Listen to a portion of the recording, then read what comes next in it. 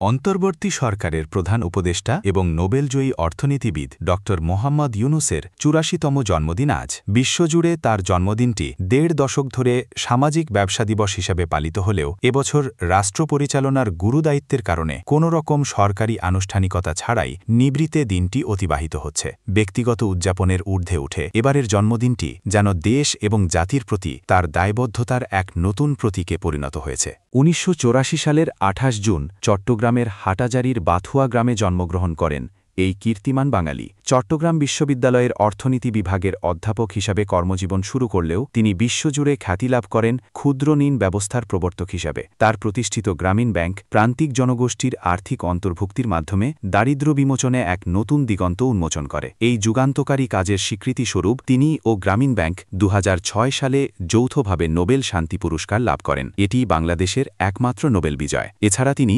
যুক্তরাষ্ট্রের সর্বোচ্চ বেসামরিক সম্মাননা প্রেসিডেন্সিয়াল মেডেল অফ ফ্রিডম ও কংগ্রেসনাল গোল্ড মেডেল, বিশ্ব খাদ্য পুরস্কার এবং ইন্দিরা গান্ধী শান্তি পুরস্কার সহ অসংখ্য আন্তর্জাতিক সম্মাননায় ভূষিত হয়েছেন। অর্থনীতি ও সামাজিক ব্যবসার জগৎ থেকে ড ইউনুসের পথ চলা গত বছরের আগস্টে প্রবেশ করে রাষ্ট্র পরিচালনার জটিল মঞ্চে। ৫ আগস্ট ছাত্র জনতার ঐতিহাসিক গণ অভ্যুত্থানে পূর্ববর্তী সরকারের পতনের পর ৮ আগস্ট তিনি জাতির এক ক্রান্তিলগ্নে অন্তর্বর্তী সরকারের প্রধান উপদেষ্টা হিসেবে শপথ গ্রহণ করেন। বর্তমানে তার নেতৃত্বে একটি ভঙ্গুর রাষ্ট্রকাঠামোকে ঢেলে সাজানোর কাজ চলছে। সংবিধান, জনপ্রশাসন এবং নির্বাচন ব্যবস্থার আমূল সংস্কারের মাধ্যমে একটি টেকসই গণতান্ত্রিক ভিত্তি তৈরির কঠিন চ্যালেঞ্জ মোকাবিলা করছেন তিনি ও তার সরকার। তাই এবারের জন্মদিনটি ব্যক্তিগত মাইলফলকের চেয়েও একটি ঐতিহাসিক দায়িত্ব পালনের স্মারক হিসাবে তাৎপর্যপূর্ণ হয়ে উঠেছে।